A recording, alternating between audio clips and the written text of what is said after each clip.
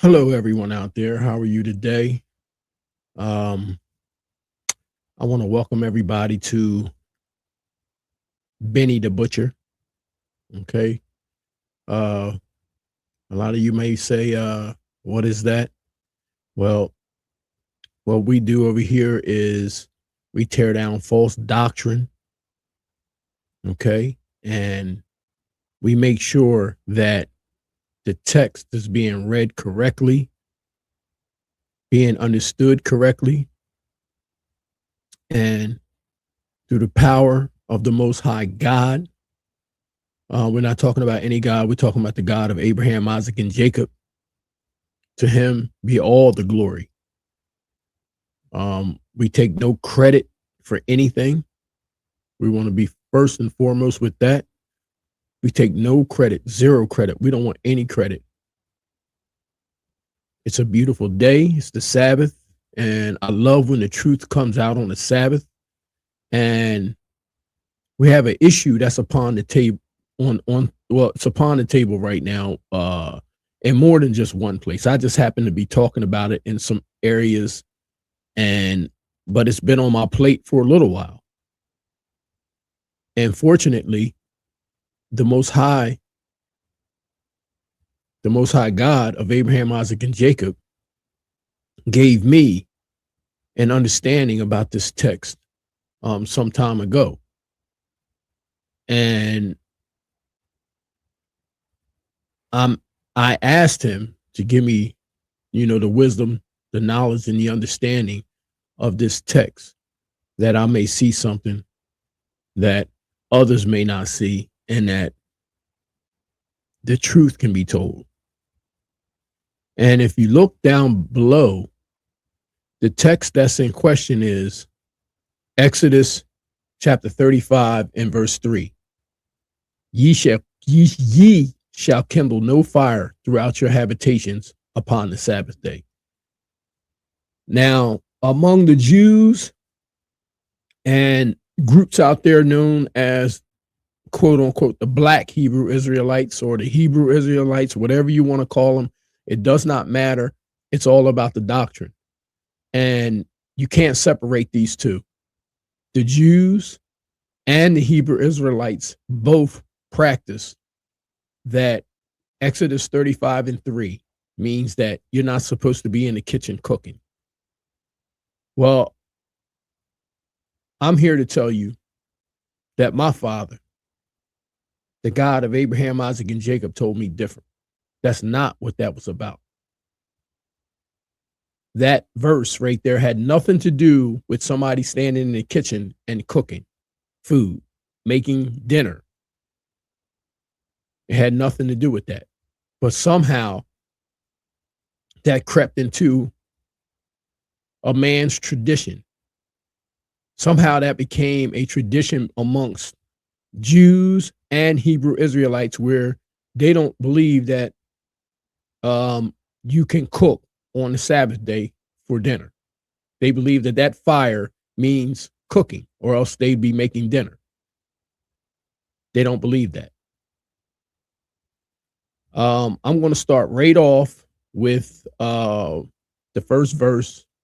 You guys, if you want more of this kind of stuff, and if there's things that you would like for me to go into and look into, you can comment below the video and leave me a question or a comment or whatever else. If there's something you want me to look into that I would take a dive into, and most definitely ask my Father to give me the answer on it, like I did with this one. I am also the same individual that told you that God did not hate Esau. He did not hate Esau. I am the one that told you that. I brung that out. I showed you that. And if you guys would like that video, I'm going to re-upload that video here on this channel as well. So what I want to do is, so the question at hand is Exodus chapter 35 and verse 3.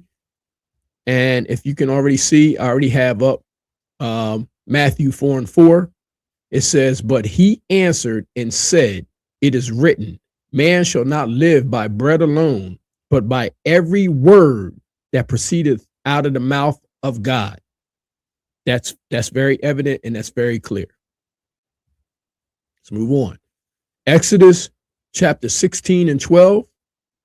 I have heard the murmurings of the children of Israel. Speak unto them, saying, at even ye shall eat flesh, and in the morning ye shall be filled with bread, and ye shall know that I am the Lord your God. That's very evident and very clear. And if you can see in these verses, I also have things highlighted because it's very important that you understand the circumstances here, that these people are having murmurings because they are literally, not figuratively, they are literally in the desert. Okay. They are literally in the desert. They're not, around the corner at a local fast food store. Okay. Getting food right now is a struggle during the Exodus because we all know, those of you that are not babes in this Bible, you all understand that coming out of this Exodus it happened abruptly. It was like like overnight, like get ready to go, gird up your loins and let's go. It's time to roll out. And that's what happened. So you were leaving. It's not like you had a MAC card. It's not like you had a Visa. It's not like you could go and tap MAC or an ATM and get some money out and go buy something. No, you're going, and it's going to be a long travel. So getting food and water, it's going to be a tough thing. So in Exodus 16 and 12, it says, I have heard the murmurings of the children of Israel. Speak unto them, saying, at even ye shall eat flesh, and in the morning ye shall be filled with bread, and ye shall know that I am the Lord your God. Now, these people clearly, they were clearly having some issues about what they were going to be eating. Okay. Moving on to this next verse right here, you will see that it says that in John 6 and 51, it says, I am the living bread which came down from heaven. If any man eat of this bread, he shall live forever. And the bread that I will give is my flesh, which I will give for the life of the world.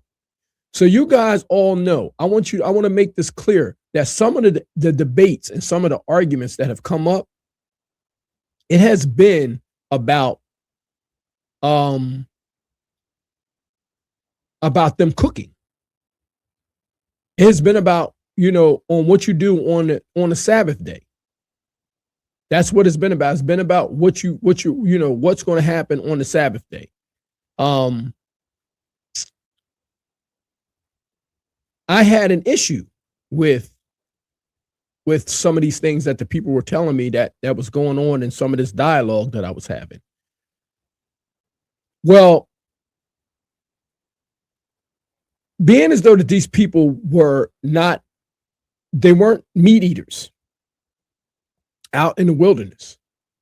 They were meat eaters prior to the Exodus, which is what they were getting in Egypt.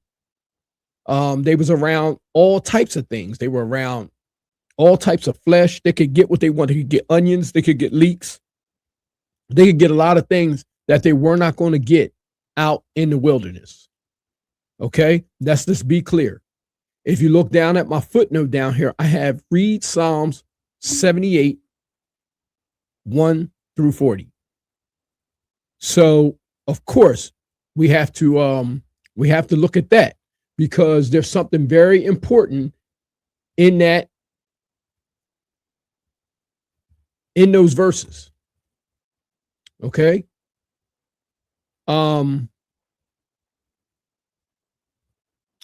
Let me see here. Okay.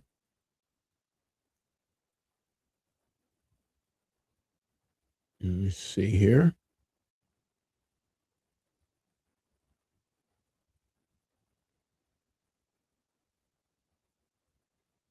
Pull this up here for you 1 second. Be patient with me as I'm patient with you.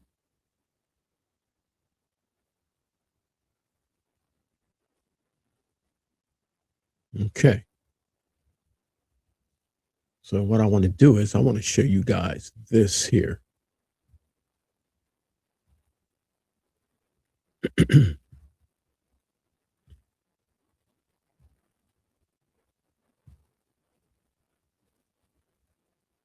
Okay. So the reason I pulled this up, because this is very important. We need to read through this to understand exactly what's going on.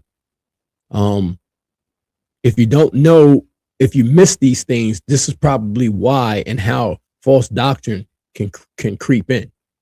So 78 and 1 reads as this: give ear, O my people, to my law. Incline your ears to the words of my mouth. 2, I will open my mouth in a parable. I will utter dark sayings of old, which we have heard and known, and our fathers have told us. 4, we will not hide them from their children, showing to the generations to come the praises of the Lord and his strength and his wonderful works he has done. 5, for he established a testimony in Jacob and appointed a law in Israel, which he commanded our fathers, and they should make them known to their children. 6, that the generation to come might know them, even the children which should be born, who should arise and declare them to their children. 7, that they might set their hope in God and not forget the works of God, but keep his commandments. This is very important, y'all. This is very important because it gets very explanatory as we go along, and it helps us to get to the truth. And might not be as their fathers, a stubborn and rebellious generation, a generation that set not their heart aright, and whose spirit was not steadfast with God. These are the murmurings that they were talking about during the Exodus. This is what he's explaining in Psalms. He's explaining the Psalms of these people were saying, like, look, complaining to Moses and Aaron, why did y'all bring us out here? Did y'all bring us out here to die? Like, where's the water? Where's the meat? We need to eat. And it's a whole lot of, I mean, they were ready to turn on Moses and Aaron. I mean, this is what was going on up there. So it says in 9, it says, the children of Ephraim being armed and carrying bows turned back in the day of battle. 10, they kept not the covenant of God and refused to walk in his law. So it's all kinds of wickedness going on. 11, and forgot his works and his wonders that he had showed them. 12, marvelous things did he in the sight of their fathers in the land of Egypt, in the field of Zon. We know what was going on with Egypt. We know what happened to Pharaoh. We know about the plagues. These people witnessed something that not the average person have seen ever. Not since then. Okay, so I mean, it was some miraculous things going on that these people saw, that if we seen it, we would totally be obedient to what's going on, or else we know what would happen. In the day 14, in the daytime, also he led them with a cloud, and all the night with a light of fire. 15, he clave the rocks in the wilderness and gave them drink as out of the great depths. We all know that these people were in the desert. We know about that rock that's out there that was split, the one that, Moses was complaining, we all know what happened. But when they split that rock, water came out and these people were able to be hydrated. This is taking place in the desert, ladies and gentlemen. This is taking place in the desert. So you got to understand, you don't have all the amenities around you right now. This is total survival mode. But the one thing that you got to have out there is you got to have faith, because you got the Most High God with you. So you got to believe that he is going to provide. This is what this is about. This is about him being able to provide for you, and you to believe that he is going to do it, that he is going to make all the provisions for you, that you're going to be okay in the middle of the desert. Let's continue. 16, he brought streams also out of the rock and caused waters to run down like rivers. 17, and they sin yet more against him by provoking the Most High in the wilderness. So you see what's going on here. It is pure, almost like anarchy. These people are complaining. They're sinning. They're doing all types of things out there. Their faith is really not there. They're not really believing. They want what they want. They've been being they were spoiled in Egypt, right? They were spoiled in Egypt, basically. Even though they were in bondage, they were still by flesh pots, onions, leeks, fish. They even expressed this to Moses about what they had in Egypt and why would you bring us out here to die? And they tempted God in their heart by asking meat for their lust. I want you all to remember that verse, 78 and 18, Psalm 78 and 18. Take the note down. And they tempted God in their heart by asking meat for their lust. Yea, they spake against God. They said, can God furnish a table in the wilderness?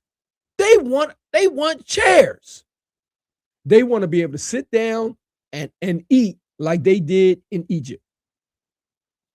Behold, he smote the rock that the waters gushed out and the streams overflowed. Can he give bread also? Can he provide flesh for his people? These people want meat. They want meat. So if you don't have any meat out there, there's really not any cooking going on, correct? Now I want you to also remember something, that there is no sacrificing going on at this point in time because the Levitical priesthood's not set up yet during the Exodus. It's not set up. It's not set up yet. So I want you to keep that in mind. 78 and 21 says, therefore the Lord heard this and was wroth. So a fire was kindled against Jacob, and anger also came up against Israel. We all know what happens when the Most High God is upset with you. We all know what happens when the Most High God is upset with you. That doesn't need any explanation. We all know what can happen. Those of you that are experienced in the Bible, and those of you that are not, death can come from it. You can be killed. 22, because they believed not in God and trusted not in his salvation. There is zero faith going on out here, y'all. Zero. I'm talking about zero. I'm talking about zero faith. These people are complaining, moaning, and groaning, and they must be doing it so much. And you got to think of how many people it is now. They must be getting on the Most High's last nerve. 23. Though he had commanded the clouds from above and opened the doors of heaven. 24. And had rained down manna upon them to eat, and had given them the corn of heaven. 25. Man did eat angels' food. He sent them meat to the full. Do y'all understand that? These people were eating angels' food. He gave them something called manna. That's angels' food to eat. And he had touched a rock, split it, and water came out for their hydration. Now, mind you, if there ain't no water around and you're cooking, how are you cleaning your utensils? This was why it was so important for them to believe that he was going to provide for them the things that was necessary out in the wilderness in a desert. Some people think that they was out there with ovens and just all the amenities. Some people think that they was at Kentucky Fried Chicken,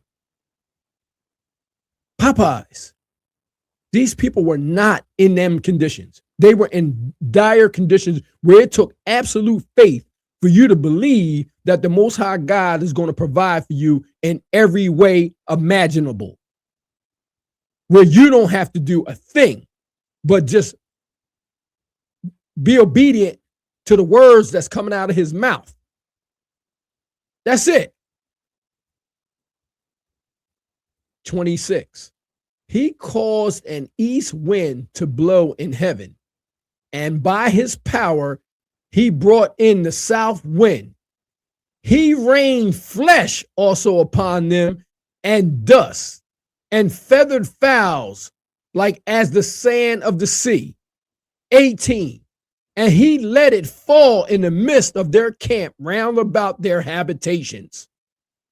Round about their habitations. I need you to remember that too. 78:18 and 78:28. Around their habitations. So we're talking about all around. We're talking about everybody. Okay? Everybody around about their habitations. He let it fall in the midst of their camp. 29. So they did eat, and they were filled, for they gave them their own desires. Listen at that. So they did eat and were filled, for he gave them their own desires. This was their desire for that meat. They didn't rely on him. This is what they wanted. This ain't what the Most High God wanted. This is what they wanted. So they did eat and were filled, for he gave them their own desires. Whew. That's a dangerous game. 30. They were not estranged from their lusts, but while their meat was yet in their mouths, the wrath of God came upon them and slew the fattest of them and smote down the chosen men of Israel.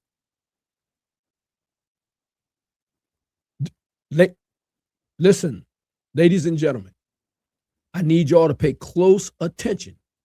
When what we're going through right now, it takes your attention to the fullest, because we're tearing down a false doctrine right now.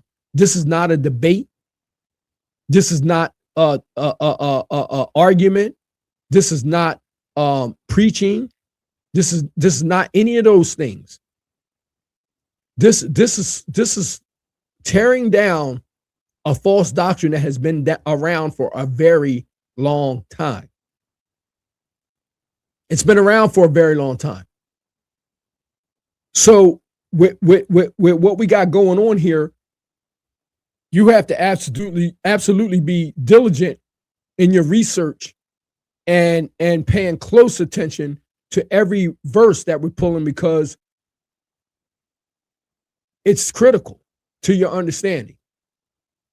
And it's also critical to where we're going with this at the very end, and shutting down all of this false doctrine. Because see, when you're out in the streets and you're going about people, they'll be out there and they'll be throwing verses at you, and they're only private interpretations. They're private interpretations. They'll be if somebody has a book in their hand and they're reading verses to you, they're giving to you, they actually have them marked out. They're giving to you what they see according to their understanding. But when you go and you do the research and then you dig into it, you find out something different. You find out something different. And sometimes you don't even have to leave the chapter to find out where we're going. It'll be people all over the book. Sometimes you do not have to leave the chapter. Sometimes the what they call the precept is right in the same chapter. You don't even have to go anywhere. 32, it says, for all this they sin still, and believe not for his wondrous works. 33, therefore their days did he consume in vanity, and their years in trouble.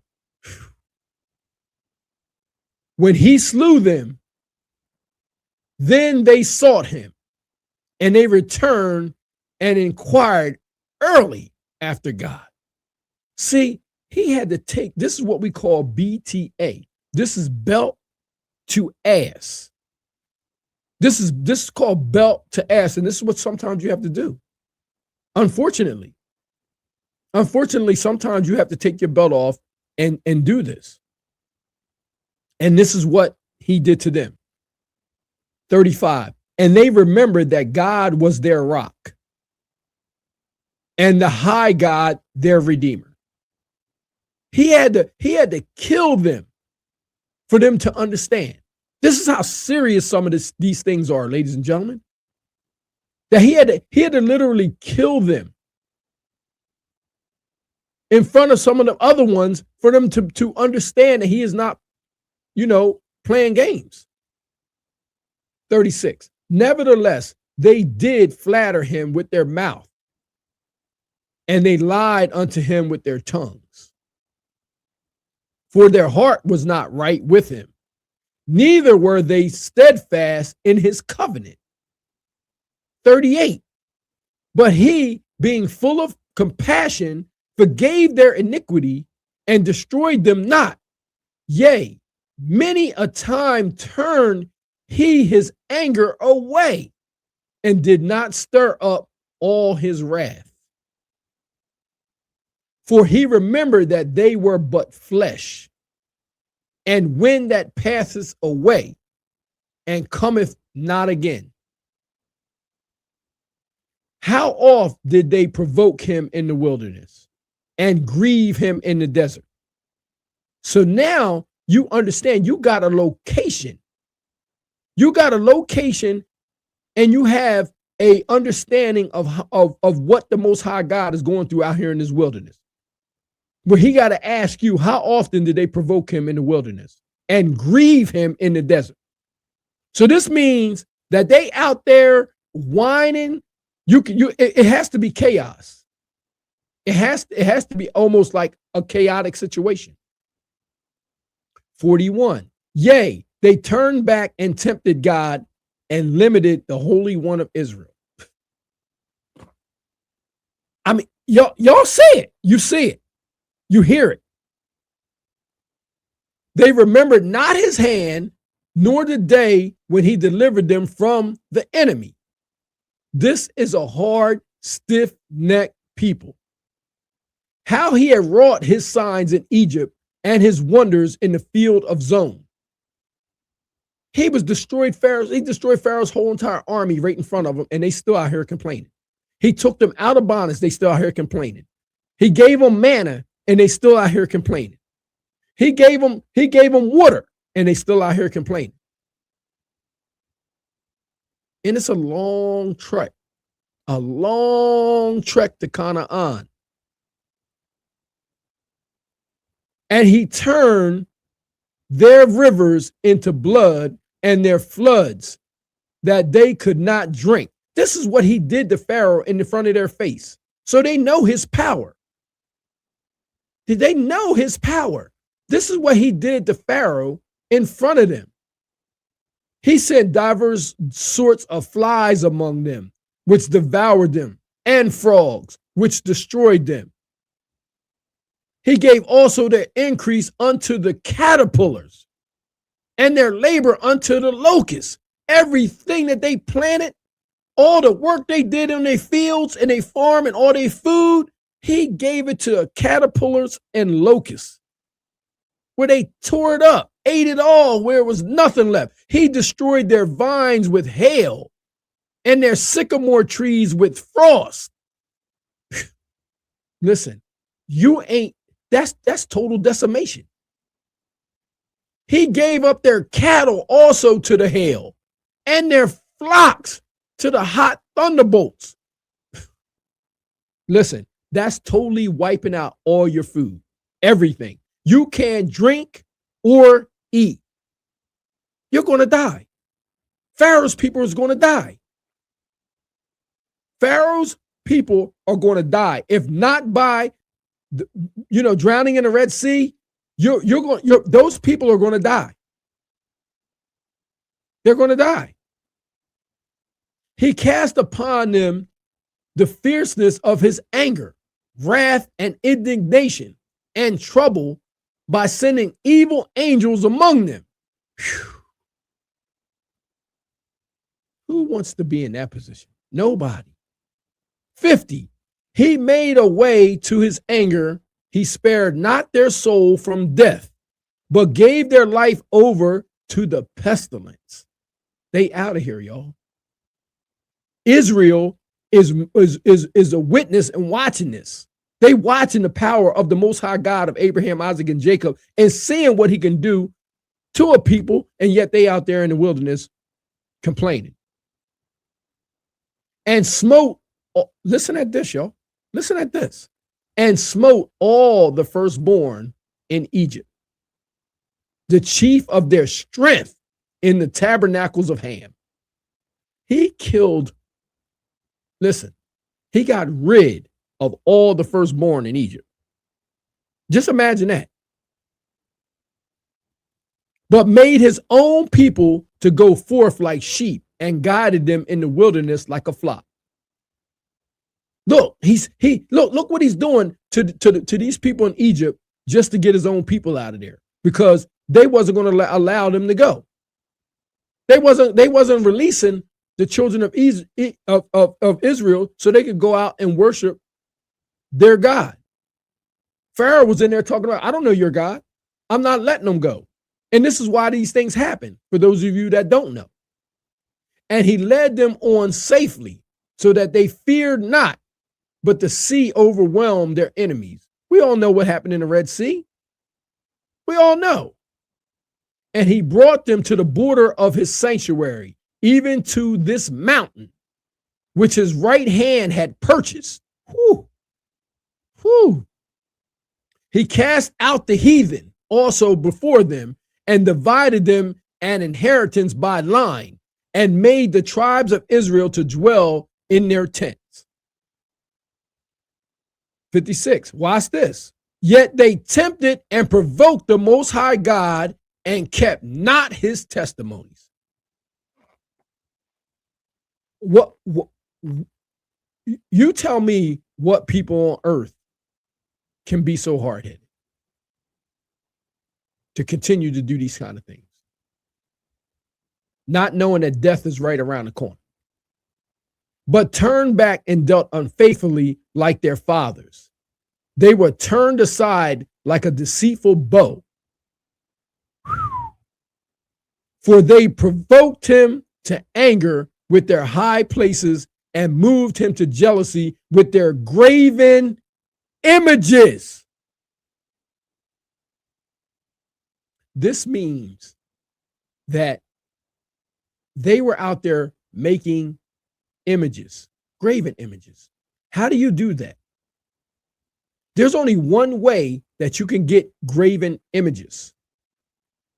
Remember, you got to remember now, Aaron, while Moses was up there getting the commandments, he even made a graven image. Yes, Aaron, the Levite. And the only way you can do that by is with fire. That's the only way you can do that is with fire. When God heard this, he was wroth and greatly abhorred Israel. He's hot. Oh, he hot now.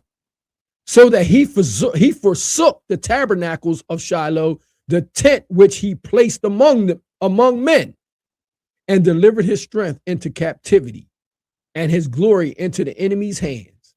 He gave his people over also unto the sword, and was wroth with his inheritance. The fire consumed their young men, and their maidens were not given to marriage. The priests fell by the sword, and their widows made no lamentation. Then the Lord awaked as one out of a sleep, and like a mighty man that shouteth by reason of wine. And he smote his enemies in their hinder parts. Y'all hear that? He smote his enemies in their hinder parts. but put them to a perpetual reproach. Moreover, he refused the tabernacle of Joseph and chose not the tribe of Ephraim. This is very important, y'all. This is very important stuff right here, because things are taking place that have something to do with other misunderstood doctrines, which I'll end up getting into later. But right now, we're going to stick with this Exodus, and them believing that they can't cook, and believing that them kindling fires has something to do with you standing in the kitchen, which it doesn't. But chose the tribe of Judah, the Mount Zion, which he loved. He didn't choose Joseph, and he didn't choose Ephraim. He chose the tribe of Judah. And he built his sanctuary like a high palaces, like the earth which he had established forever. See, there was a reason why he didn't choose Joseph and he didn't choose Ephraim, because he knew that they couldn't get the job done. So he had to get another tribe, because out of this tribe was coming the root of Jesse. And we all know who that is. We all know that the root coming from Jesse comes from the tribe of Judah. And he built his sanctuary in the high palaces, like the earth which he has established forever. He chose David, also his servant, and took him from the sheepfolds, from following the ewes, great with young, he brought him to feed Jacob his people and Israel his inheritance. So he fed them according to the integrity of his heart and guided them by the skillfulness of his hands. Listen, ladies and gentlemen, this is very important. The reason it's very important is because as we continue in breaking this down, you'll understand from reading in that Psalm, you'll understand why we're saying that didn't have anything to do with the false doctrine out here that saying that people are not supposed to be cooking. So if you look right here, it says, Psalms 95:10, 40 years long was I grieved with this generation and said, it is a people that do err in their heart, and they have not known my ways. 40 years, ladies and gentlemen, were they out in this place. 40 years.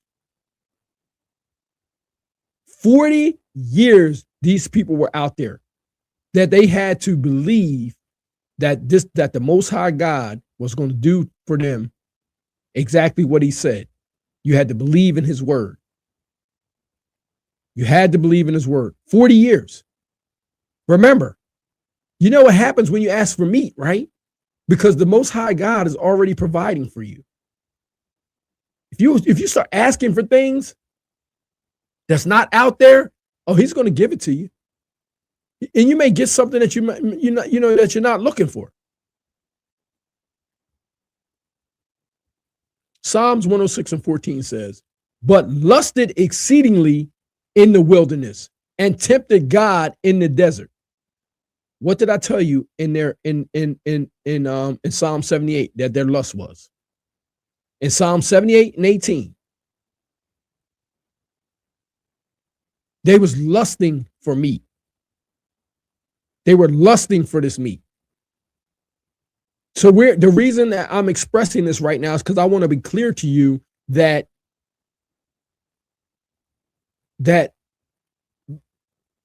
meat and cooking meat and stuff like that was not one of the things that was even on the table at this point in time, because the Most High God is providing something for them that does not require that. That does not require that. Remember, the verse that's on trial right now, and the belief that's on trial right now is Exodus 35 and 3. Ye shall kindle no fire throughout your habitations upon the Sabbath day. And why he said that? People have taken that and said that this means, oh, we can't cook on the Sabbath day. I mean, we're talking about regular dinner. We're talking about a meal, right? Psalms 95 and 10 says, 40 years long was I grieved with this generation and said, it is a people that do err in their heart, and they have not known my ways. Psalms 106 and 15.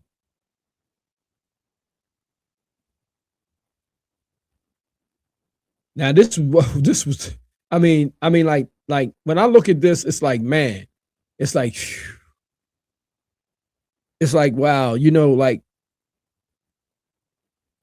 it's kind of scary because these people are out here in the wilderness and they're asking for things and don't know what is coming with. You know, I mean, it's easy for us to read this now and say, oh yeah, you know, man, I would have did this, that, and the third, but you know, it's hard because they had no clue. This was a first impression, their first trial at it, and they don't know what's coming by them asking for something and being out there and complaining about it. And they're like, even the Most High God said they're only flesh. So, you know, he was forgiving them. But like, look, after you witness some things, like you might want to just, you know, humble yourself a little bit because you know what the outcome can be. Psalms 106 and 15 says, and he gave them their request, but sent leanness into their soul. Yeah, he gave them their request. Remember what we just read in Psalms? With the high wind, when he blew all those fowls their way, and it fell all over their habitation. And why they had the meat in their mouth, he was sending them, his anger was being kindled while they would sit there eating them fowls and grabbing them all up. Everybody around there was running around there grabbing meat. But while they were doing it, the Most High God was angry. Exodus 16 and 2. And the whole congregation of the children of Israel murmured against Moses and Aaron in the wilderness. Here we go. Here we go. Because look, this is a problem. This is an absolute problem because now the very two that the Most High God chose,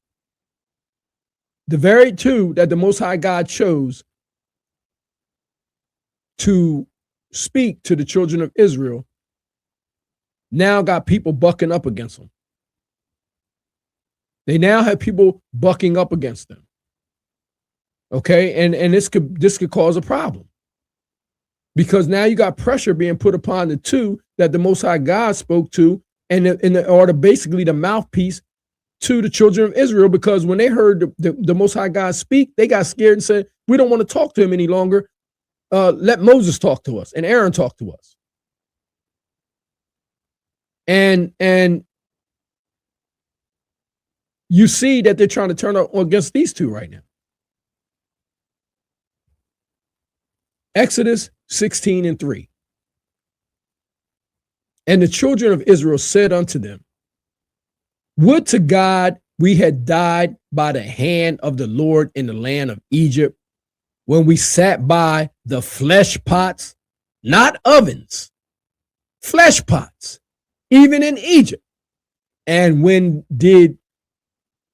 did eat bread to the full.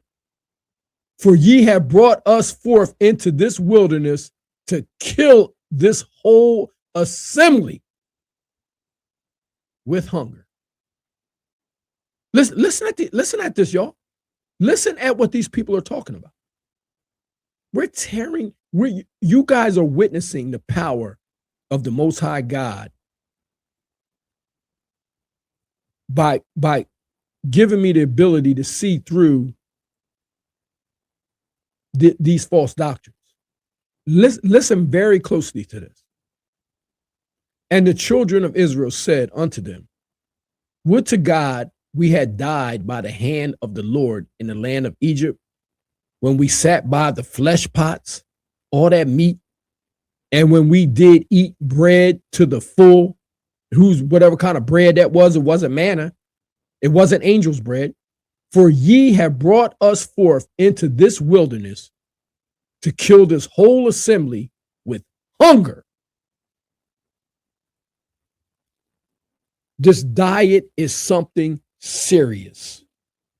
It's something serious going on here. And these people believe that they're going to starve. Exodus 16, 4 and 5. Then said the Lord unto Moses, watch this, y'all. Behold, I will rain bread from heaven for you. And the people shall go out and gather a certain rate every day, that I may prove them. Listen closely. We're getting into the part where this verse, Exodus 35 and 3, was misunderstood. We're getting into it right now. I need your undivided attention. Then said the Lord unto Moses, behold, I will rain bread from heaven for you, and the people shall go out and gather a certain rate every day, that I may prove them, whether they will walk in my law or no. This is critical. 5, and it shall come to pass that on the 6th day they shall prepare that which they bring in, and it shall be twice as much as they gather daily. Now listen, pay close attention. They're gathering twice as much because the next day is rest, remember? They're gathering twice as much because the next day is rest. So he's saying they're supposed to gather a certain rate in verse 4, so he may prove them that they will walk in his law or no. And in 5 it says, and it shall come to pass that on the 6th day they shall prepare that which they bring in, and it shall be twice as much as they gather daily. Watch this. And someone will say, see, this is where a lot of people would say, yeah, that means you can't be doing anything on that 7th day and this, that, and the third. Exodus 16 and 7. And in the morning, then ye shall see the glory of the Lord, for that he heareth your murmurings against the Lord. And what are we that ye murmur against us? See, now you got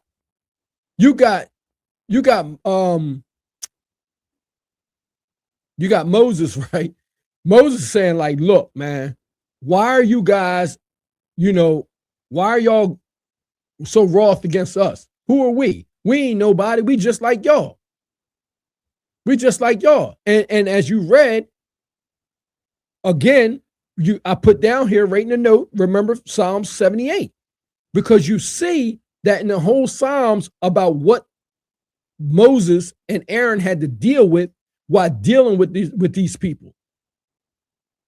It was a lot, to the point where at one point Moses, the Most High God instructed Moses to go get 70 elders and broke them down, and each had a job to do because there was so many people. Moses was getting fed up. Moses was literally getting fed up during this Exodus. Let's continue. Exodus 16, 8 and 9. And Moses said, this shall be when the Lord shall give you in the evening flesh to eat, and in the morning bread to full. See, you see what happens? You see, this is why I'm showing this verse. You know what happens. I showed you in Psalms what happens when the Most High gave them that meat. and he gave them the bread. For that the Lord heareth your murmurings, which ye murmur against him. He heard you talking smack. He heard them talking smack. And Moses said, and what are we? Your murmurings are not against us. Then who are your murmurings against? If your murmurings ain't against us, who's it against? But against the Lord. Can you imagine? He hears the murmuring of the people, and Moses is telling them, your murmurings ain't against us. Your murmurings is against the Lord. And guess what? We all know that he will do something to you. And Moses spake unto Aaron, say unto all the congregation of the children of Israel, come near before the Lord, for he hath heard your murmurings. You know what that sounds like right there to me? Come down to the front office. That's like somebody called, you're sitting in class in school as a kid, and they page down to you for you to have to come down to the front office. We all know when you get that call to come down to the front office, it's no good. It's no good. I'm just being honest. It's no good. For he have heard your murmurings. Wow. Exodus 16, 13, and 14. And it came to pass that at even the quails came up and covered the camp, and in the morning the dew lay around about the host. Now, we just read in Psalms what happened after them quails came, right? So y'all already know that meat ain't what's happening right now. And when the dew that lay was gone up, behold, upon the face of the wilderness, there lay a small round thing, as small as the hoarfrost on the ground. What could that be? What could that be? What could that be, him laying down there for you? Exodus 16, 15 and 16. And when the children of Israel saw it, they said one to another, it is manna. For they wist not what it was. And Moses said unto them, this is the bread which the Lord hath given you to eat. This is the thing which the Lord hath commanded. Not Pharaoh, not me, not you. This is the thing which the Lord hath commanded. Listen closely. Gather of it every man according to his eating, a omer for every man, according to the number of your persons.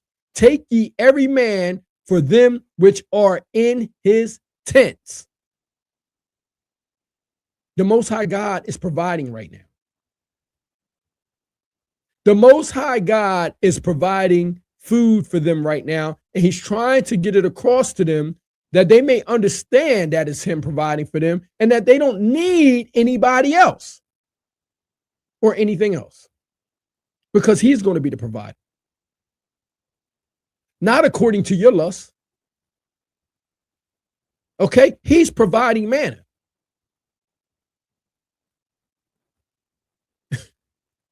He's doing this. Exodus 16 and 17 through 19. And the children of Israel did so and gathered some more, some less. And when they did meet it with an omer, he that gathered much had nothing over, and he that gathered little had no lack. They gathered every man according to his eating. And Moses said, let no man leave it till the morning. Let no man leave it till the morning. Why? Why would he say that? Why would he say not leave it till the morning? Well, because Do you leave food out overnight? We all know what happens to food when you leave it out overnight. Once again, it has to be clean around this camp. So if they're out in the middle of the desert and there's not a lake, there's not anywhere these people could go and clean their things. You got to be careful what you're actually out here cooking right now.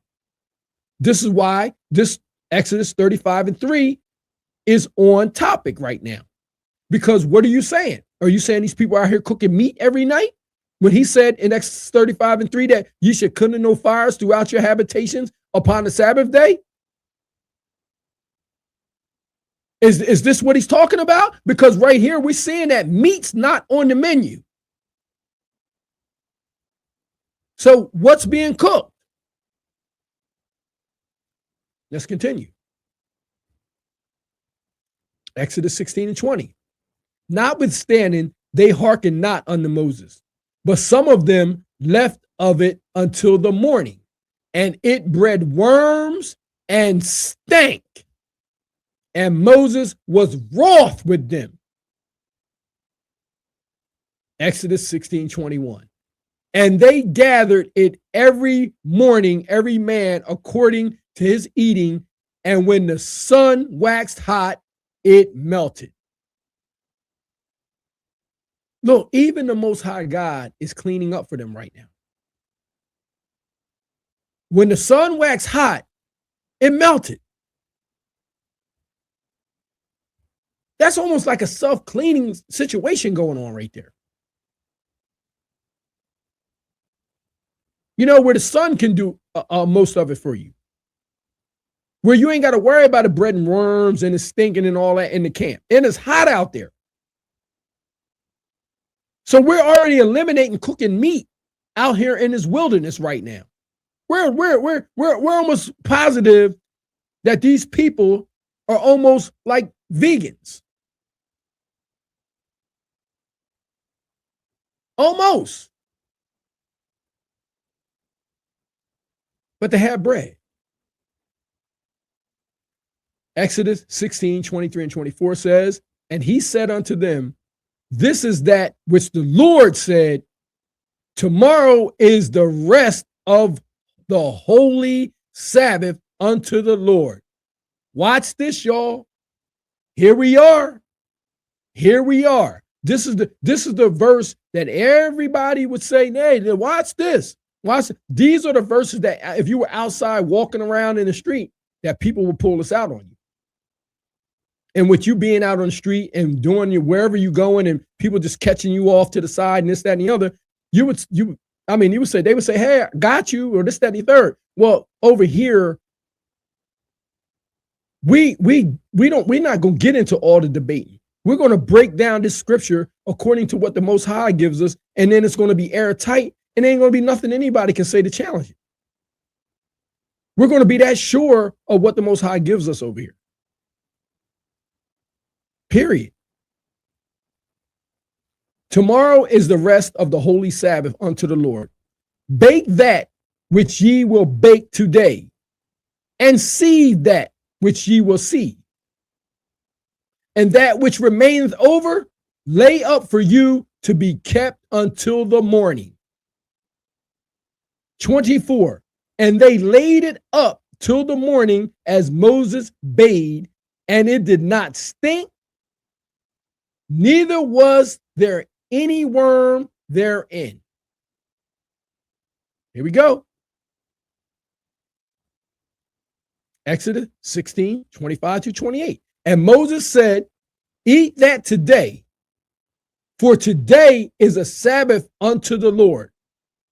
Today ye shall not find it in the field. Pay close attention, ladies and gentlemen, because we're right into it. Moses said, eat that today, for today is the Sabbath unto the Lord. Today ye shall not find it in the field. This means that it's not there. So it's no need for you to go out looking for it because it's not there. This is not about you cooking in the kitchen. This is about it not being there. So it's no need for you to go out because the Most High is not there. And it also goes back to him having to prove you. Remember, the Most High has them out in the wilderness to prove that they will listen to his word and follow his laws. He said, don't go out there because it's not out there. Watch this. 6 days ye shall gather it.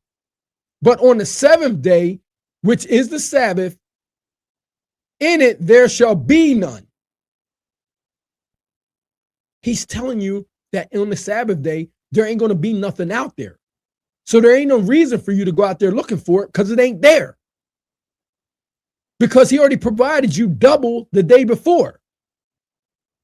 Again, this has nothing to do with Exodus 35:3 about you kindling fire throughout your habitations. This is about you listening to what he's telling you that's not going to be out there on the seventh day. And it came to pass that there went out some. Watch this, y'all. In verse 27, he tells you, and it came to pass that there went out some of the people on the seventh day for to gather, and they found none. And the Lord said unto Moses, how long, listen at this, y'all, how long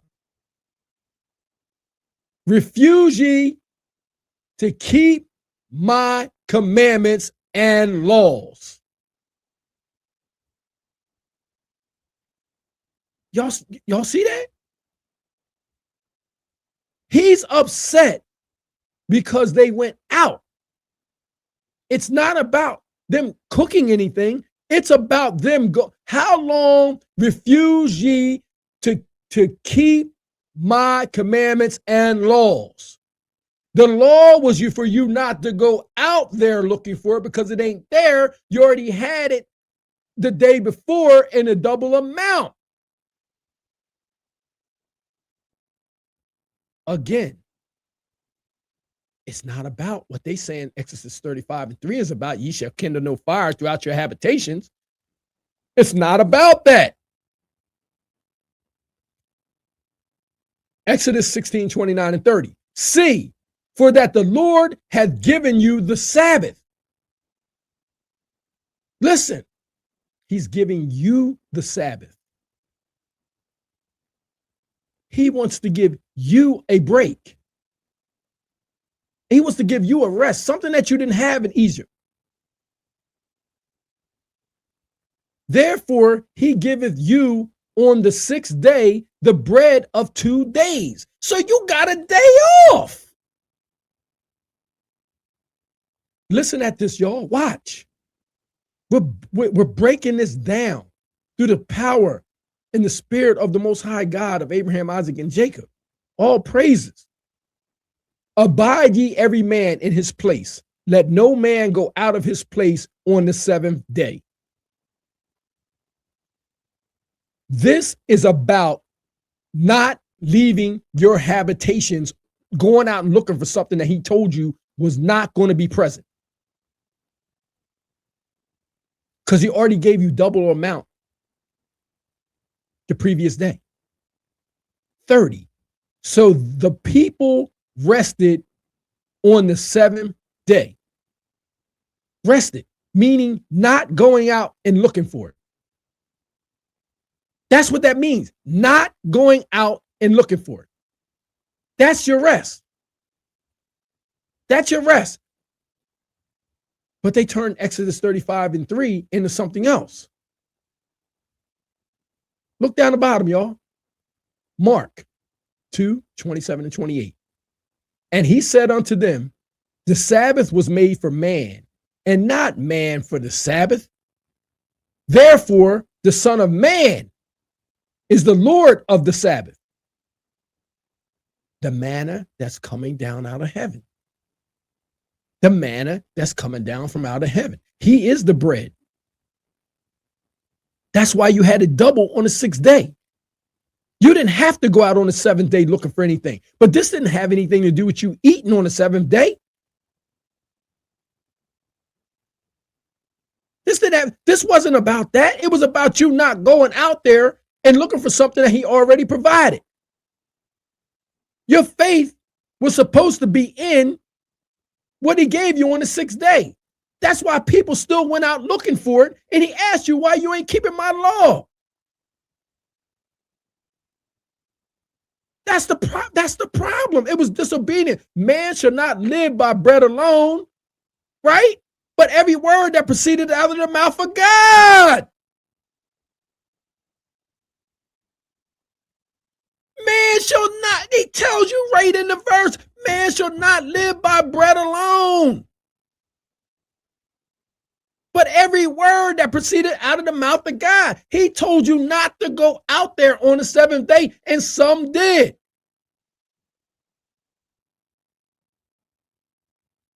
Let's continue. Exodus 16:31 and 33.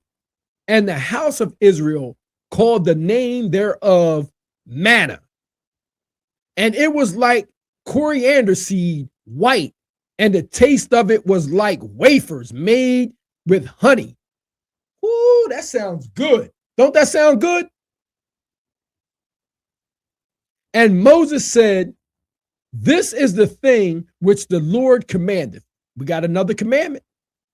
Let's see if it says, don't be cooking or don't eat that day, well, or whatever.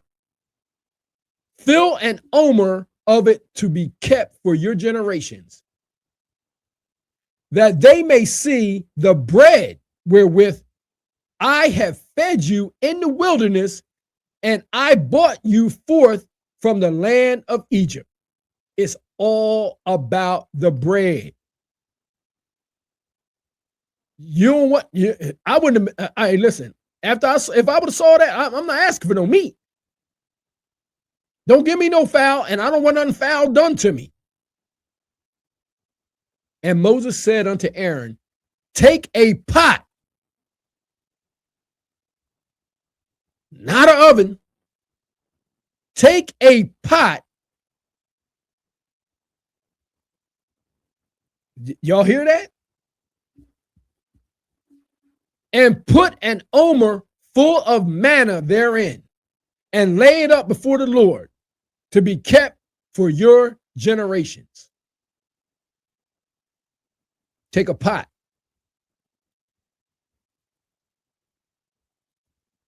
Exodus 16 and 35. And the children of Israel did eat manna 40 years until they came to the land inhabited. They did eat manna until they came unto the borders of the land of Canaan. 40 years, ladies and gentlemen, these people ate manna. 40 years. 40 years they ate manna.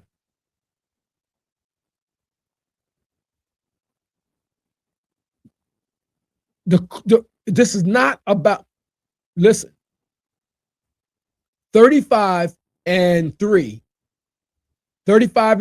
right? Ye shall kindle no fire throughout your habitation upon the Sabbath day. These people have taken this verse and said that this means no cooking. They said that this means no cooking. I have not seen that yet. I've seen don't go out on the 7th day looking for something that he provided for you on the 6th day in double. Let's continue.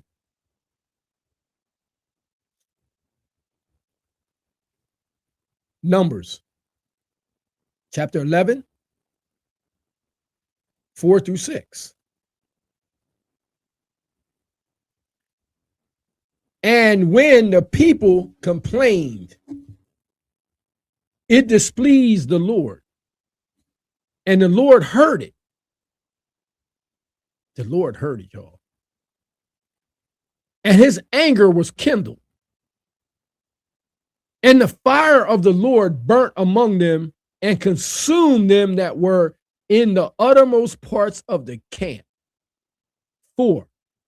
And the mixed multitude that was among them fell a lusting. And the children of Israel also wept again and said, who shall give us flesh to eat? There's that flesh. Listen, it's even recorded in Numbers. Who should give us flesh to eat? We remember the fish we did eat in Egypt freely. Listen to what they're saying to the Most High God, y'all. We remember the fish which we did eat in Egypt freely, the cucumbers and the melons and the leeks and the onions and the garlic. But now our soul is dried away. There is nothing at all beside this manna before our eyes. My goodness. My goodness. They said, ain't nothing here but nothing but this manna before our eyes. My goodness.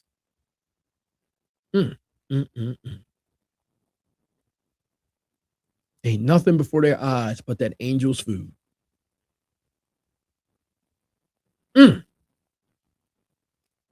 Listen what they say, y'all. We remember the fish which we did eat in Egypt freely, the cucumbers and the melons and the leeks and the onions and the garlic. But now our soul is dried away. There is nothing at all besides this manna before our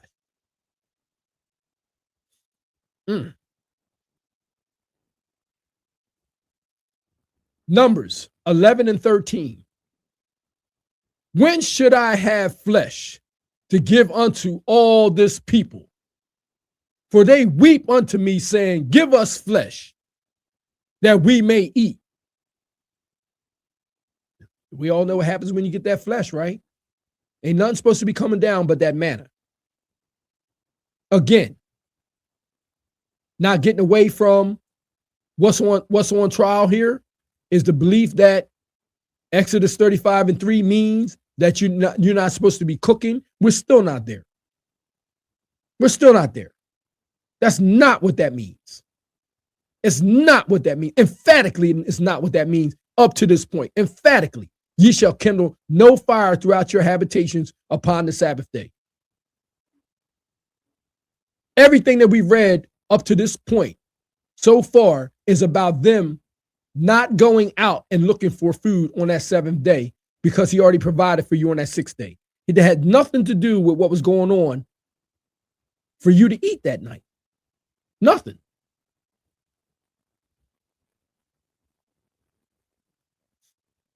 Numbers chapter 11, verses 31 and 32. And there went forth a wind from the Lord and brought quails from the sea and let them fall by the camp, as it were day's journey on this side and as it were day's journey on the other side, round about the camp, as it were 2 cubits high upon the face of the earth. And the people stood up all that day and all that night and all the next day, and they gathered the quails.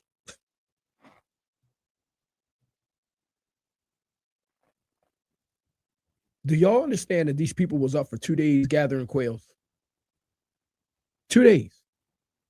These people, listen, and the people stood up all that day, all that night, and all the next day, and they gathered the quails.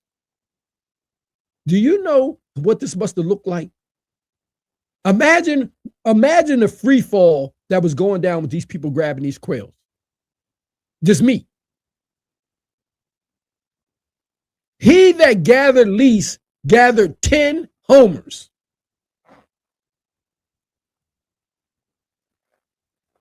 Y'all hear that? He that gathered the least gathered 10 homers. So how much did the other ones have? And they spread them all abroad for themselves round about the camp. Basically, everybody about to die.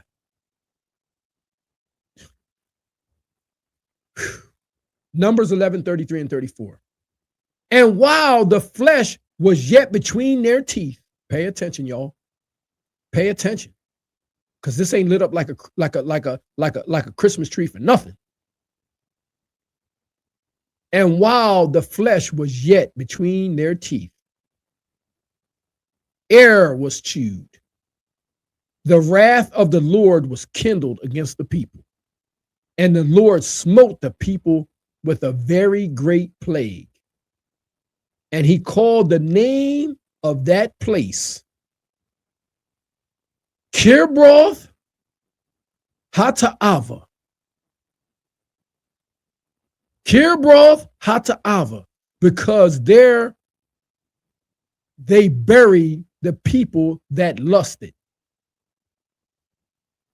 Your biblical definition of Kibroth Hattaavah means graves of lust.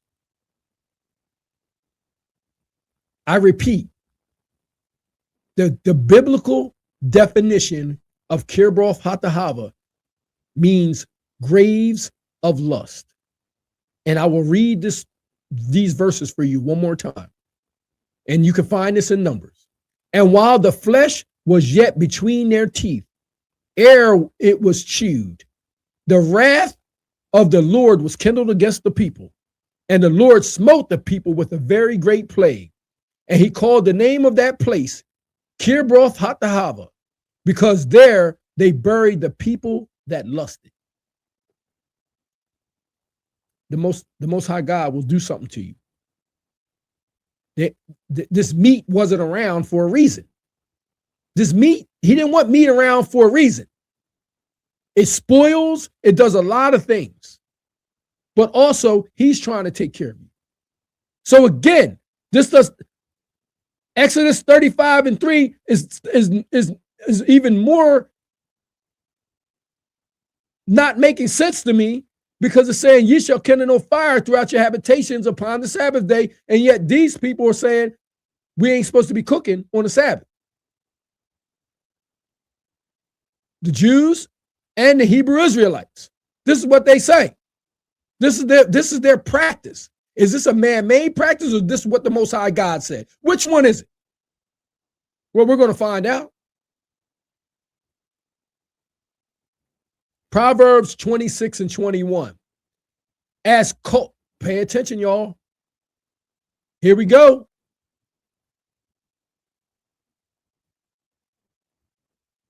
Proverbs 26 and 21. As the coals are to burning coals and wood to fire, so is a contentious man to kindle strife. Isaiah 9 and 18. For wickedness burneth as the fire. It shall devour the briars and the thorns, and shall kindle in the thickets of the forest, and they shall mount up like the lifting up of smoke. If you look right down there, it says in my notes, right? It says in my notes, Exodus chapter 32. So why would it say that? Why would it say Exodus chapter 32? What was going on in 32 that was happening before 35 and 3? Do y'all hear what I'm saying to you? What was going on in 35? What was going on in 32 that was happening before this 35 and 3? When he said, ye shall kindle no fire throughout your habitations upon your Sabbath day. Well, let's find out. Let's find out.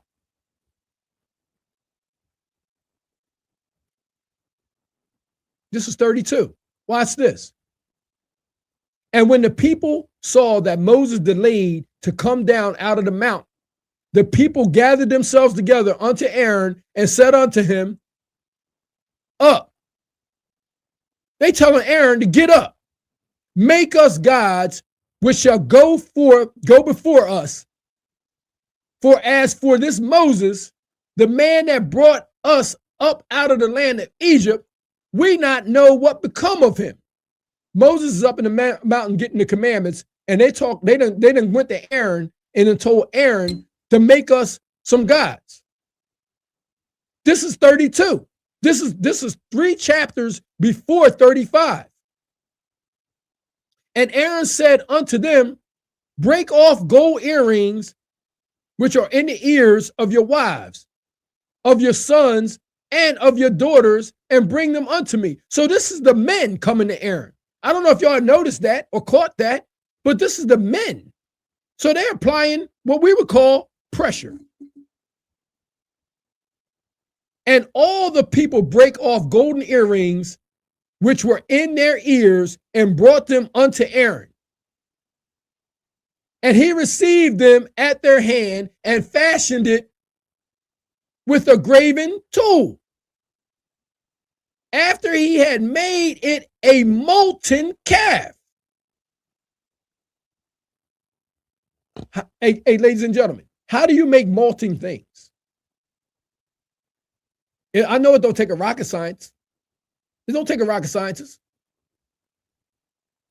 And they said, these be the gods, O Israel, which brought thee up out of the land of Egypt. And when Aaron saw it, he built an altar before it. And Aaron made proclamation and said, tomorrow is a feast of the Lord. So that Aaron just started another god down there from a molten image.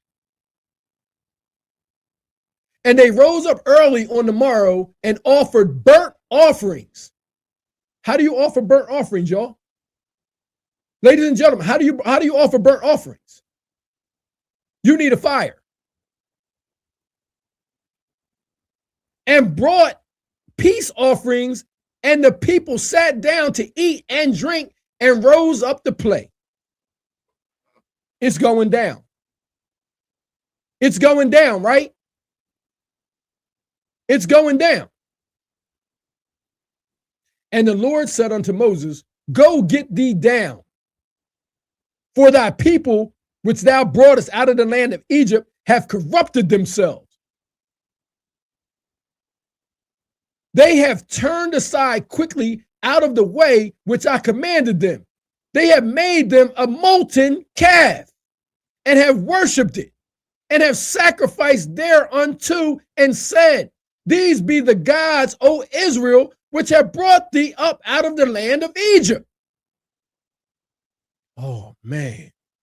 And the Lord said unto Moses, I have seen this people, and behold, it is a stiff-necked people. They down there getting it in. They down there naked. I don't know what they down there doing. But they done started fires, and they down there making images, and they doing all kinds of things and setting up burnt offerings. Now, therefore, let me alone, that my wrath may wax hot against them, and that I may consume them, and I will make of thee a great nation. This is when the Most High God was about to kill all of them down there and start a whole new thing. He was going to kill everybody down there and was going to just start all over with Moses.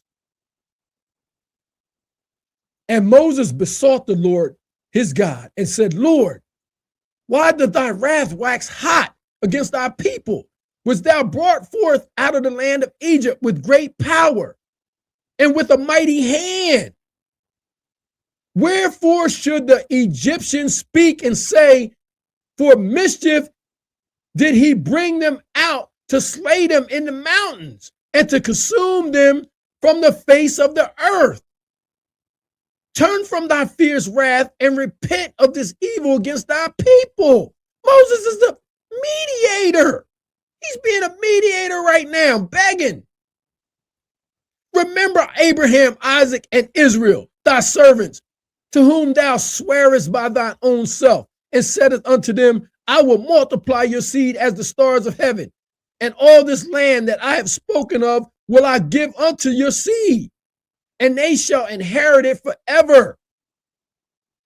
And the Lord repented of the evil which he thought to do unto this people. He was going to kill everything out there. He's going to kill everything out there. And Moses turned and went down from the mount.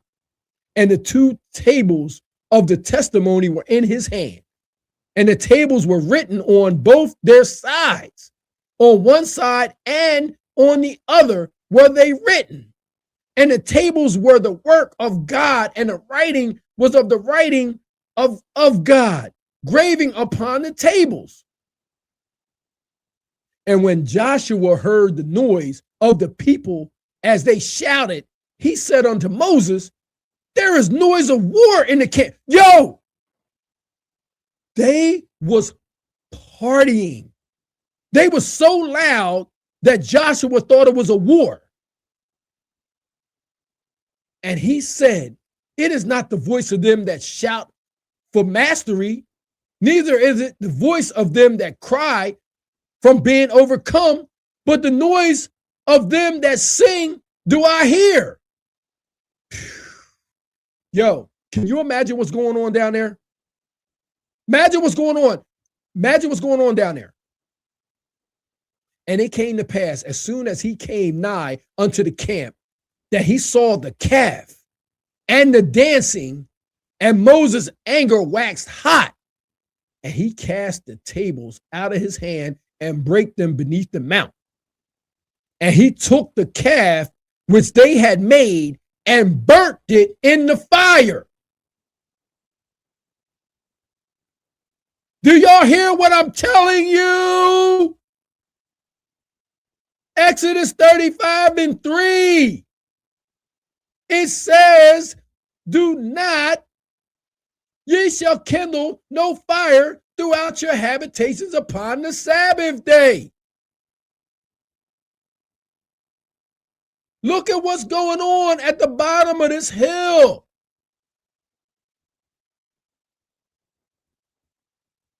And he took the calf which they had made and burnt it in the fire and ground it to powder and strawed it upon the water and made the children of Israel drink it. Moses made them drink it. He made them drink it. Moses is on one right now, and he's upset. And Moses said unto Aaron, what did this people unto thee, that thou hast brought so great a sin upon them? Aaron almost got everybody killed. And Aaron said, let not the anger of my Lord wax hot. Thou knowest the people that they are set on mischief. For they said unto me, make us gods which shall go before us. For as for this Moses, the man that brought us up out of the land of Egypt, we wot not what has become of him. They thought Moses went up in that mountain and died. And I saw unto them, whosoever hath any gold, let them break it off. So they gave it to me. Then I cast it into the fire. And there came out this calf. They was making fires down there, ladies and gentlemen. And they were making false gods. And a calf came up out of this fire. And when Moses saw that the people were naked, it's all type of debauchery going on. And when Moses saw the people were naked, for Aaron had made them naked unto their shame among their enemies. Then Moses stood in the gate of the camp and said, who is on the Lord's side? Moses drew a line. He drawing a line in the sand right now. He said, let him come unto me. And all the sons of Levi gathered themselves together unto him.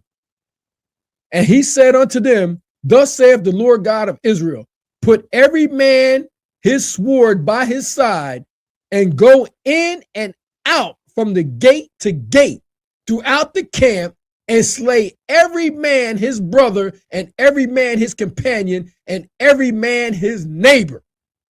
Y'all already know what's going on. Y'all already know what's about to happen. And the children of Levi did according to the word of Moses, and there fell of the people that day about 3,000 men. They killed 3,000 men that day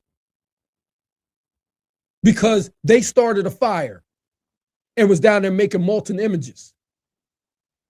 For Moses, he said, consecrate yourselves today to the Lord, every man upon his son and upon his brother, that he may bestow upon you a blessing this day. Ladies and gentlemen, this is 3 chapters before 35, where he tells these people, don't be lighting no fires on the Sabbath day. This ain't about you standing in no kitchen and cooking no meat.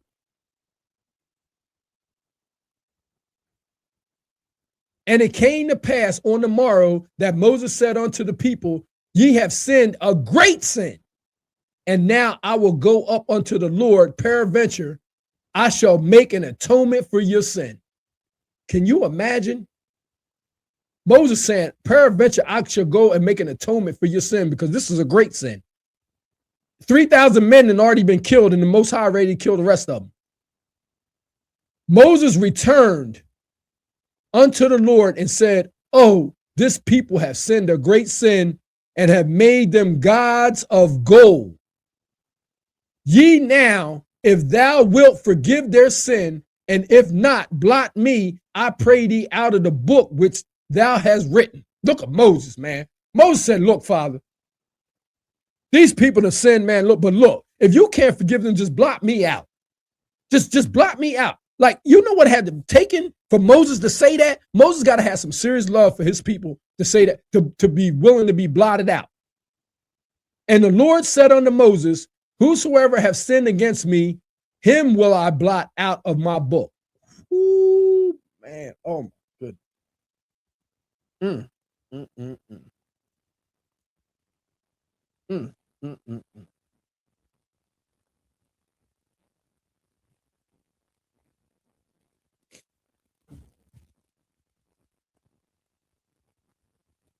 When I hear that, y'all, that scares me to another level. That scares me to another level. I don't know about y'all out there. Every time I hear that verse right there, it's so powerful that it's so scary. It's like I can't even I can't digest it. I mean, can you imagine that the Most High God blots you out of the book? There's nothing you can do. It's nothing. I mean, it's literally nothing you can do if you're blotted out of the book. Therefore now lead the people unto the place of which I have spoken unto thee. Behold, my angel shall go before thee. Nevertheless, in the day when I will visit their sin upon them. And the Lord plagued the people because they made the calf which Aaron made.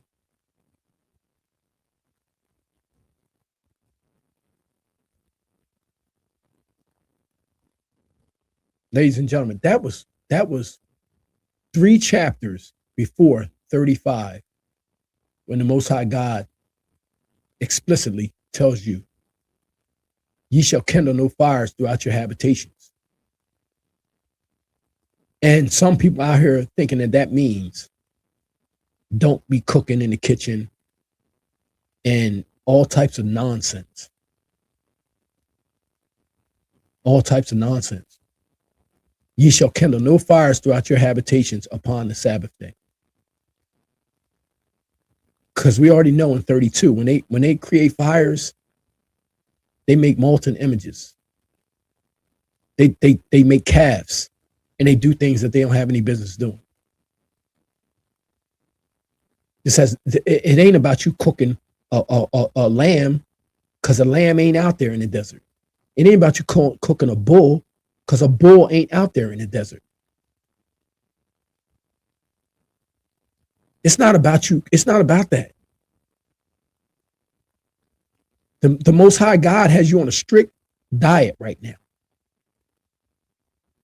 A strict diet. Your diet right now, it consists of things that he's providing for you.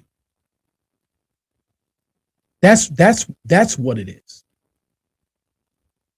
It's about you listening to what he has for you, doing what he tells you to do. I challenge anybody to show me something different that the Most High God has given me, because it's always airtight. Kindling fires has nothing to do, in 35:3, has nothing to do with you being in the kitchen. He is absolutely worried that these people would go in and do what Aaron did, who was of the Levitical priesthood, which not even established yet. Think about it. In 32, Aaron has already offered up a burnt offering to a God prior to the Most High God, because the Levitical priesthood's not set up yet. It's just him and Moses. This is why this sin is so great, because he offered up a burnt offering to a false god before the Levitical priesthood is set up, that the Most High God could get his burnt offering. That's why it wasn't supposed to be any fires out there, because you're not supposed to be offering up to any god, not unless it's coming through the Levitical priesthood, who's not even been set up yet for a couple chapters later.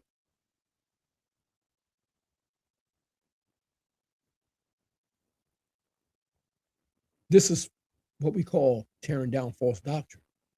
And if you're not careful about what you're doing, it can lead to doing things like this.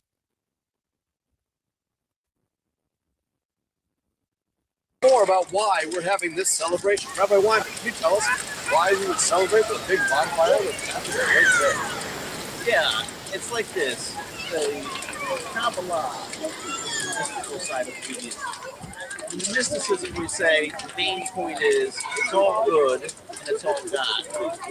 What I mean is that you see here that you have a body, and our body is just a superficial part of the human being. The real essence is on the inside. It's the soul. Absolutely. So similarly, the soul is to the body, it's the soul is the core of it, it's the hidden part of it, so God is to the universe. But it's all good, even the death of a loved one, which we cry, we mourn, we're upset, we're going to miss them, and it wouldn't be appropriate to have a celebration when somebody dies. Oh, we mourn. However, once a year, we want to remember that the truth is that the soul goes on to God. The soul goes back to the infinite source of pleasure. So why a bonfire? Fire is a symbol of the wisdom of the Torah. The burning of the fire is the passion that we have for wisdom. We want wisdom above anything else. A burning desire, you might say, for wisdom. Exactly. Thank you very much, Rabbi Wyman. I appreciate you enlightening us on this light of this evening. Pleasure. I think there'll be any dancing soon around that fire. It'll be exciting.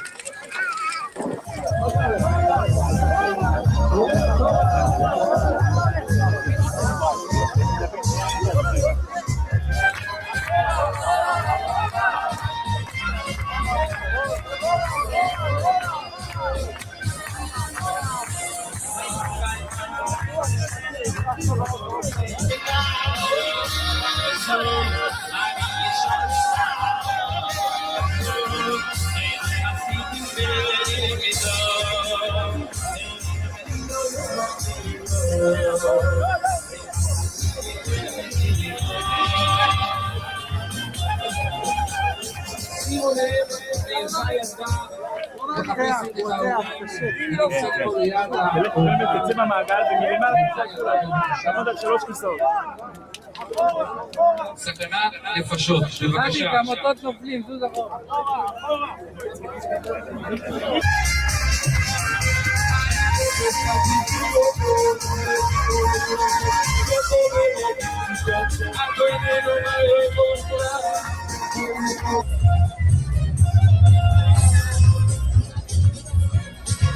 Now, if you remember from earlier on in the series, we analyzed a video where there was a so-called spirit, a demon, a manifestation coming out of the fire on an event. And some people said the video seems like CGI. Others said it is a specific type of demon. But many were asking me, where is the original video? Because they couldn't find it. And I got the impression that some people didn't believe that it was the original video. So if you would like to look at the original video, you can come over to the Yanuka Rav Shlomo's channel. He is currently on 19,100 subscribers. And you can go to this video here. It is called the Yanuka, the Lightning Ceremony, 5 months ago. And you can click here and you can see that even in this video on the official channel of the Yanuka, Rav Shlomo, it is still there. You see it coming up out of the fire? But remember what I told you. Some said that this was a specific spirit. Others said it is a man sitting on a throne. Others said it is a man with his hands in the air. Now, we took it into Photoshop and we enhanced the saturation. And it looked as if there was a face with hair, with a hat, possibly. It even looked pretty demonic, to be honest. But after this, it didn't sit right with me. And I was reading through your comments and I realized we have to dive deeper into this because we can't add false interpretation to somebody. We cannot imply that somebody is doing something that they are not doing. So, today, we are going to check if my conclusion is true. So this is what my conclusion is, family. If you look carefully, you can see that if you go slowly through this, you play and then you pause, okay? It looks to me as if this part of the fire, this part of the so-called spirit, is actually an inverted reflection of the opposite side of the fire. You see? It looks that way to me. Now, I haven't done the experiment myself to check if it's true, which is what we're going to do together. But you see, it does look as if when this part of the fire changes, this part of the, what should we call it? We'll call it the spirit for now. This part of the spirit changes. And also, if you look very carefully, at the bottom of the screen down here, there is a man and he is covering this part of the fire. And if you look up the top here, you will see that there is a shape cut out, which to me implies that this is, in fact, a camera effect. Not a CGI, not an implanted on-purpose deception, but somehow due to the lighting, maybe because it was night and then there was a very bright light and the type of lens that they are using on their camera, that this type of effect took place. So we're going to be very honest about it and we're going to analyze this for ourselves. I'm going to take this screenshot here. So let's print screen that, run it back a little. All right, let's grab a screenshot of this part, let's say here. And then we're going to bring it over into Photoshop. Okay, let's paste it in here. And what we're going to do is we're going to cut out the fire at the bottom. Then we're going to cut out we'll call it the spirit for now at the top. We're going to delete this part. We're going to check if it truly is a reflection or some form of situation that is occurring. It's quite a strange, I have not come across this kind of effect before. You know, I did say in my previous video that I don't think it is a lens flare, but now looking at it again, it could be a very, very strange lens flare that I've not come across before. And like I said, we're all about the truth on this channel. So if it is something that is not to be conspired about, then we are definitely going to expose it. So we're going to flip this horizontally so that it would line up accurately. And then we are going to flip it once again vertically. And hallelujah, I believe that it is exactly as I suspected. You see this man's head down here? Let's zoom in. All right, you see the man's head down here? Let's line that up. Let's drop the opacity down so we can see through this. And you see, it does look like it is literally an inverted reflection of the fire. You see, it's lining up perfectly. Yep. It seems to be, look, if we keep dropping the opacity and putting it up, you look slowly doing it. You see that? It's lining up exactly. We're going to continue on with studying this man either way, but I believe that this is the mystery solved. You know, there was a lot of conspiracy behind it, but we're going to get to the truth in every situation. We're not going to jump on any bandwagons. We're not going to misquote scripture or try to cause controversy around somebody. We are going to always be focusing on the truth over here. And I think that that is how you maintain integrity and dignity. You don't want to be somebody who conspires against somebody out of hatred. Everything must be done in love. Christ told us you must love your enemies and pray for those who persecute you. Okay, so we're going to do that. And I pray for this man, the Yanuka Rav Shlomo, and I pray that he is not the false prophet and he is not the Antichrist. I personally do not believe that he is the Antichrist, but I like to leave the comment section open for discussion. Look at it. What is this? Do you see that? Do you see that, family? Look. It's flying up out of the fire. It looks like somebody with their hands up, to be honest. To be quite honest, it looks like somebody with their hands up. Very, very strange. I'll show you one more time.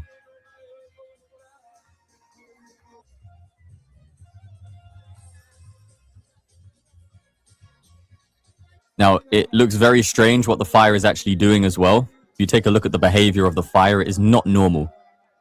It is doing something very strange. It's the best quarter result.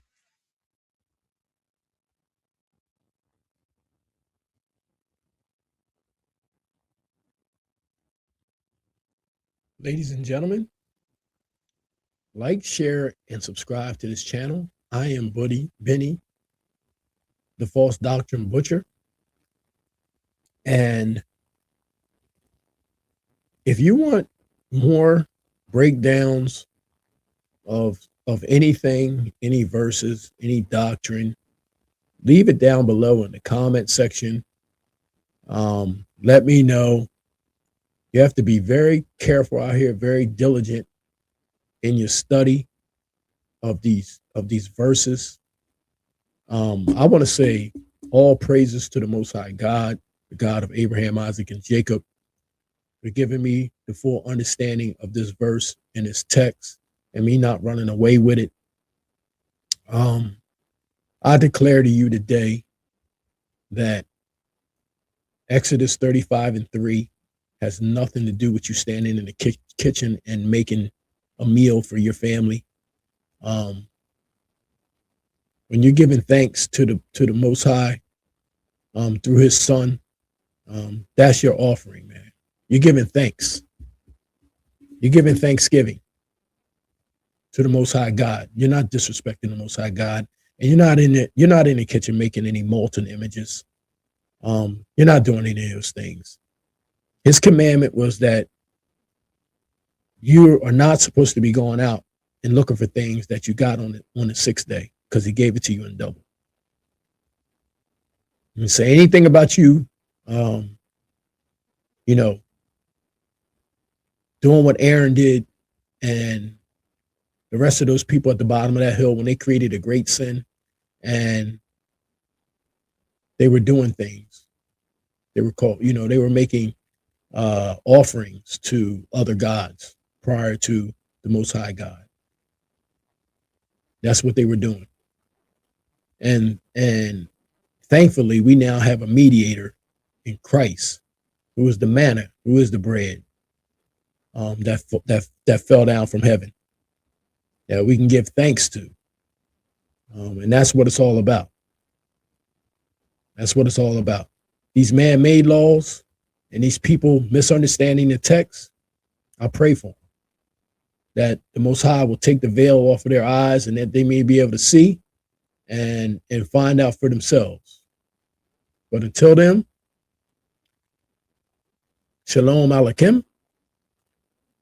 And I will see you guys on the next episode of Benny, the False Doctrine Butcher. Have a good day, ladies and gentlemen. God bless.